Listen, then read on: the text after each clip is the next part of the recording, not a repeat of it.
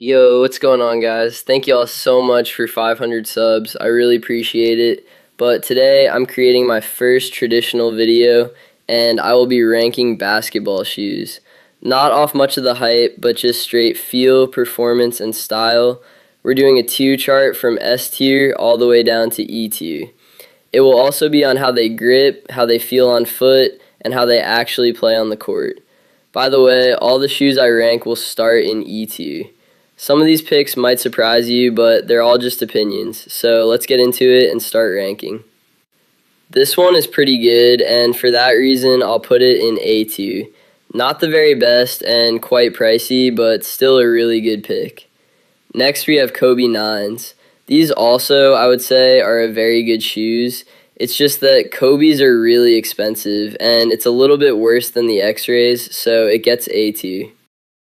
Okay, dang. Now we have the Kobe 6 Grinches. In my opinion, these are like the best basketball shoes to exist, regardless of their price. It's an easy S tier. Next, we have the Rick and Morty Lamellos. These used to be like the coolest shoe to have back in the day, but now it's just kind of died down, to be honest. I'll put it in the B tier. Oh, the Nike Kyries. These shoes are no longer really being produced since Kyrie split with Nike, but similar to the Lamellos, I'll put them in the B tier.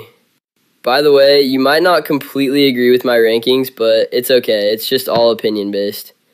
Now we have the Nike Jaw 3s. These are a pretty new basketball shoe, and they've been going pretty viral for being the best shoe made by Jaw because of their traction, looks, and their feel, and everyone just feels like they're much better than his previous versions. So they get an S tier. Next up, it looks like we have the LeBron Witness 7s. Quick backstory about them, they are part of LeBron's budget line, but for their price, looks, and traction, I give these a very solid A tier.